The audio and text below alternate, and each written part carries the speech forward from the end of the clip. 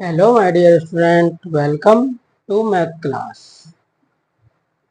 Student, previous video में हमने आपको 2, 5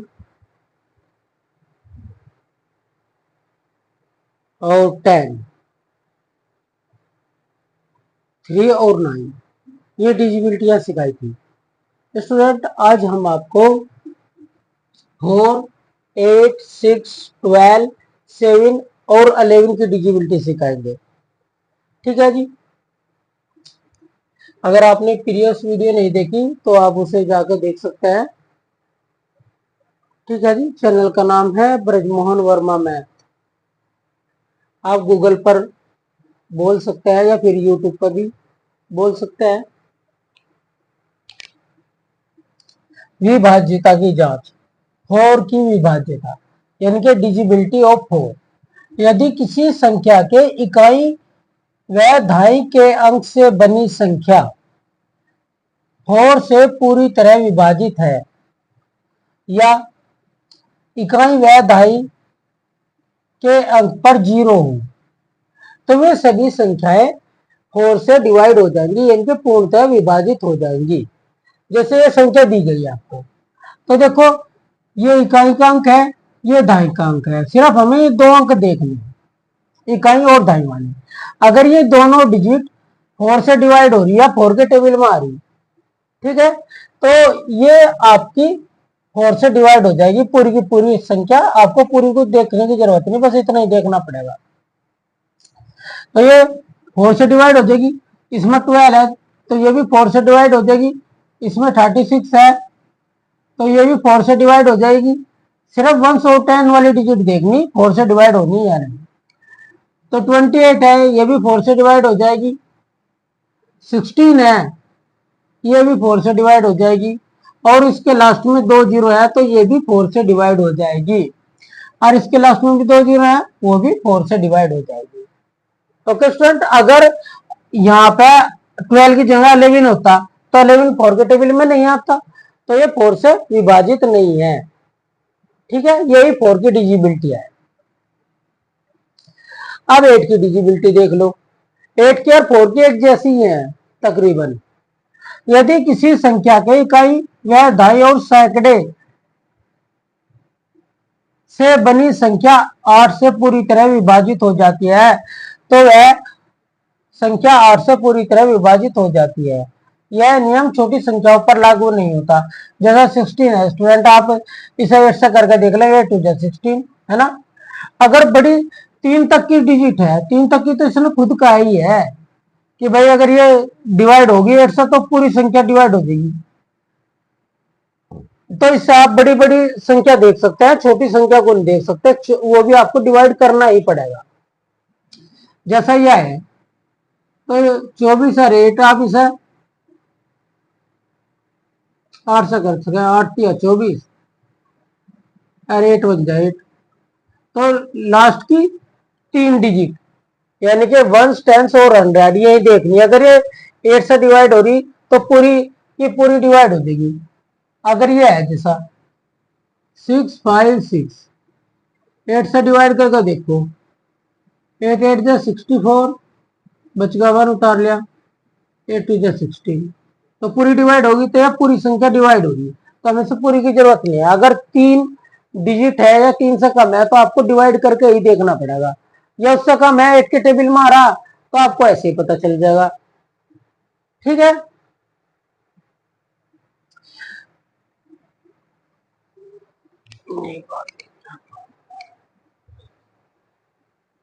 सिक्स की डिजिबिलिटी, यदि कोई संख्या 2 और 3 से पूर्णतः विभाजित है।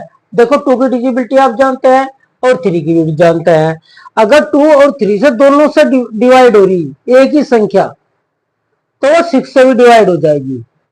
ठीक है, जैसे कि देखो ये है, तो हमने देखा कौन सी संख्या 2 से डिवाइड हो, जिसके वंश पे 0 हो, 2 हो, 4 हो, 6 हो, 8 हो, यानी कि कोई भी सम संख्या हो।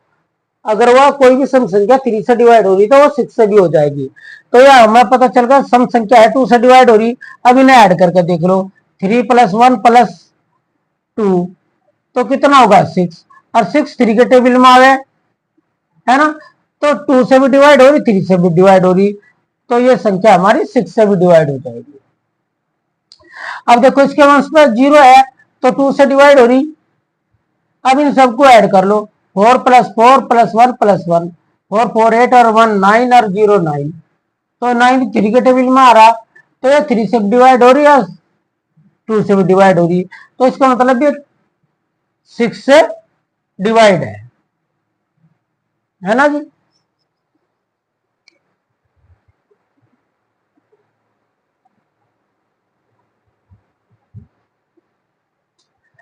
अब देखो ये वाली डिजिट है, इसके वंश पे क्या है 5, तो 2 से डिवाइड नहीं हो रही।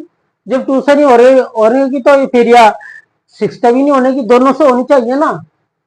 तो हमने पहले वही से क्रॉस कर दिया कि भाई ये होने की नहीं 6 है, और इसमें 9 है तो ये भी ओड नंबर है, तो ये भी सम नहीं है, तो ये भी 6 से डिवाइड नहीं होने की, दोनों से होनी चाहिए। अगर किसी एक से नहीं हो रही तो वो 6 से नहीं होने की। ठीक है जी। अब 12 की डिजिबिलिटी है, विभाज्यता ऑफ 12, यदि कोई संख्या 3 और 4 से पूर्णतः विभाजित है तो वह 12 से भी विभाजित है। जो कर 6 के लिए 3 और 2 से थी, इसी तरह 12 के लिए 3 और 4 से है ना। मान लीजिए एक संख्या ले लो, कोई भी, हम एक संख्या ले लेते हैं। मान लीजिए हमने एक डिजिट ले ली, ये वाली ले ली 1824। तो स्टूडेंट हमने देखा इसके लास्ट वाली डिजिट 24 है, तो ये 3 से डिवाइड होगी, सॉरी 4 से, तो 4 से डिवाइड होगी। अब इन सबको जोड़ कर देख लो, क्या है 3 से भी डिवाइड है, 8 और 1 9, 9 और 2 11, 11 और 4 15, तो जिसका टोटल 3 के टेबल में आ जा वो 3 से डिवाइड है, तो ये 4 से भी डिवाइड है और आपकी 3 से भी डिवाइड है, तो दोनों से डिवाइड है, तो ये कहीं से डिवाइड है 12 से, ये 12 से भी डिवाइड है। लेकिन यहाँ तो करके दिखाएं, लो चलो आपको करके दिखा रहे हैं।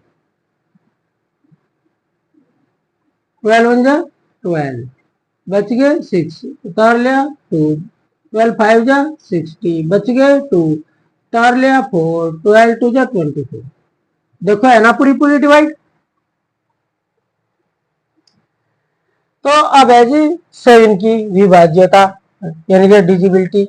यदि दी गई संख्या के इकाई को डबल करके, जो भी संख्या दे रखी है उसके इकाई को डबल कर लो, 3 है 6 कर लो, 8 है 16 कर लो, यानी कि डबल करना, 1 है 2 कर लो, 0 है तो 0 ही रहेगी, 5 है तो 10 हो जाएगा। और जो इकाई के अंक के अलावा जो भी बच गई आपके पास डिजिट, उन डिजिट में से वो इकाई का अंक जो डबल करा उसे माइनस करना। ठीक है जी। दी गई संख्या के इकाई के अंक को डबल करके शेष संख्या में से घटा दें। ऐसा तब तक करते रहे जब तक उत्तर 0 या 7 प्राप्त ना हो। तब तक करेंगे डबल जब तक आंसर हमारा या तो 0 आ जाए या 7 आ जाए, या 7 के टेबल का कोई गुना जा, यानी कि 7 5 जा 35 आ जा, 42 आ जा, 49 आ जा, 63 आ जा, इनमें से कोई आ जा, तो भी वो 7 से डिवाइड हो जाएगा।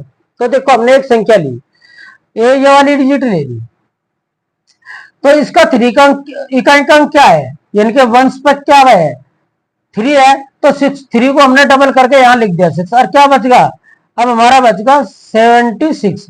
अब 76 में से हमने इसे माइनस कर दिया 6 को, इकाई के अंक को डबल करके यहां लिखा, इकाई का अंक छोड़कर जो संख्या बच गई उसमें से हमने इस डबल वाली डिजिट को माइनस कर दिया, 6 में 6 गए 0 है जी, और 7 बच गया, 70 बच गया, और 7 10 जा 70, तो इसलिए डिजिबल है। या तो यहाँ 0 आता, या यहाँ 7 आता, या यहाँ 7 का कोई मल्टीपल आता। ठीक है जी, समझ में आ गई बात। अब एक डिजिट और ले लो, ये वाली कितना है, वंश पे यानी कि इकाई का अंक 6 है, तो हम इसे डबल कर लेंगे, डबल करके हमने यहाँ लिख लिया, तो क्या बचेगा हमारे पास 872 बचेगा। अब 872 मतलब हम इसे माइनस कर देंगे, 2 में से 2 गए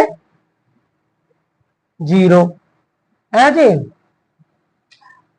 और 6 में से 1, 7 में से 1 गए 6, और 8 का 8 रुक कर नहीं रहेगा, रहेगा नहीं। अब यहाँ 0 है, 0 है, 0 को डबल करी 0 ही रहेगा, 86 में से 0 गए फिर 86 ही बचेगा, तो डिजिबल नहीं है, क्योंकि ना तो 7 आया, ना 0 आई, ना कोई 7 का गुणज आया। एक और ले लो, ये संख्या है, इकाई का अंक 8 है, 8 2 जो 16 हो गए, यानी कि डबल कर लिया। अब इसमें से जो बची हुई डिजिट है इसमें तो ऐसा माइनस कर दो, 9 में से 6 गए 3, और जी 6 में से 1 गया, तो 7 में से 1 गए 6, 63 आ गया, 7 9 जो 63 हो गया डिवाइड। समझ में आया? तो बार बार ऐसे ही करते रहेंगे जब तक या तो 7 का कोई गुणज ना आ जाए, या 0 ना आ जाए, या फिर 7 ना आ जाए। ठीक है, इकाई के अंक को डबल करो, बची हुई संख्याओं से घटा दो, बस ये एक सा सूत्र है। अब अगला वाला देख लीजिए, 11 की डिजिबिलिटी।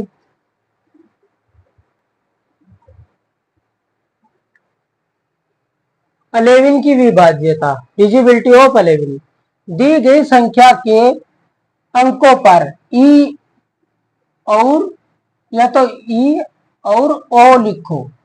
ई for even, O for odd सोच सकते हैं आप इसे, या कुछ भी ना सोचो, ई और ओ ही सोच लो, या फिर ये आगे बताएंगे। ई के अंकों को अलग जोड़े जिन पे ई लिखा गया, ओ के अंकों को अलग जोड़ा है, ठीक है, और जोड़कर जो भी बड़ी संख्या है उसमें से छोटी संख्या माइनस कर दे। अगर आंसर 0 आ जाए या 11 आ जाए, माइनस करने के बाद अगर 0 आ जाए या 11 आ जाए तो 11 से डिवाइड है, या फिर 11 का कोई गुणज आ जाए, 22, 33, 34, 77, 99, 88, इनमें से कोई आ जाए, ठीक है, तो 11 से डिवाइड हो जाएगा, वरना नहीं। मान लीजिए आपने यह संख्या ले ली, ठीक है, तो आपने यहां से ओ लिख दिया, यहाँ ई लिख दिया, यहाँ ओ लिख दिया, यहाँ ई लिख दिया, यहाँ ओ, कितनी भी छोटी हो ऐसे ही लिखेंगे। समझ गए आप? तो चाहे आप शुरू में ई लिख लो, बाद में ओ लिख लो, इससे भी कोई फर्क नहीं पड़ता। या आप सोच लो कि हमें पहले या इसे ऐड करना, फिर दूसरी को, फिर एक एक छोड़ कर ऐड करना, और जो बचेंगे उन्हें अलग ऐड करना, चाहे इवन ओड भी ना लिखो, ऐसे लिख लो, सोच लो अपने मन में। तो हमने ओ वाली सारी संख्या, देखो 8 पे ओ है, इसे ऐड करा, 1 पे ओ है, इसे ऐड करा, यहाँ भी 1 पे ओ है, इसे ऐड करा, तो कितना होगा जोड़ का? 10 होगा। अब हमने ई वाली जोड़ी, ई पे 2 है और ई पे 2 है, दोनों 2 2 है, इन्हें जोड़ दिया, तो एक तो 10 आंसर आ गया ई वाली को जोड़ का, ओ वाले को जोड़ का तो ये आ गया, और ई वाली को जोड़कर 4 आ गया। इस बात से कोई फर्क नहीं पड़ता आपने किस पे ई लिखा, किस पे ओ लिखा, बस एक के बाद एक लिखना, पहले ई फिर ओ, फिर ई ओ ऐसे ही लिखना, या ई शुरू में लिख देगा, फिर ओ लिखो, फिर ई लिखो, फिर ओ लिखो, है ना, बस एक छोड़कर दूसरी पर को ऐड करना। तो 10 में सबने 4 माइनस कर दिया, देखो 6 आंसर आया, ना तो 0 आया ना 11 आया, है ना, ना कोई 11 का कोई गुणज आया, तो इसलिए संख्या 11 से डिवाइड नहीं होने की। समझ गए? अब एक और ले लो, ये वाली डिजिट ले लिया हमने, इस पर आप देखो हमने यहाँ ओ तो शुरू करा था, यहाँ हमने ई से शुरू करा, ताकि इससे कोई फर्क नहीं पड़ता। तो हमने ई वाली संख्या को यहाँ लिख लिया, तो यहाँ 5 आ गया, और ओ वाली संख्या को यहाँ लिख लिया, यहाँ भी 5 आ गया, और 5 में से 5 माइनस कर दिया, 0 आ गई, है। तो इस संख्या को हमने आपको यहाँ 11 से डिवाइड करके भी दिखाया, देखो पूर्णतः डिवाइड है, जिसका आंसर 0 आ गया। समझ गए? एक और ले लो, हमने ये डिजिट ले ली, यहाँ हमने ई लिखा, ओ लिखा, ई लिखा, ओ लिखा, ओ वाला को एक साथ जोड़ दिया, ई वाला को एक साथ भी जोड़ दिया, 9 9 ई थे, ये बी ई थे, 18 होगा, ये 3 ओ था, 4 बी, 4 ओ 4 था, तो इन दोनों को जोड़ दिया, यहाँ 7 आ गया, यहाँ 18 आ गया, 18 में से 7 माइनस कर दो तो 11 बचेगा। तो हमने बताया था 0 हो या 11 हो, या फिर 11 का कोई गुणज हो, देखो हमने यहाँ से मल्टीप्लाई डिवाइड भी करके दिखा आपको, 11 आया था इस संख्या का, तो ये पूरा पूरा डिवाइड हो गया ऐसा। ओके स्टूडेंट, तो स्टूडेंट आपकी जो डिजिबिलिटी है वे लगभग इतनी है आपके कोर्स में, इससे ज्यादा नहीं है, आगे नहीं है। अब ऐसा आगे भी एक दो और भी डिजिबिलिटियां हैं पर आपके कोर्स में नहीं है, ठीक है।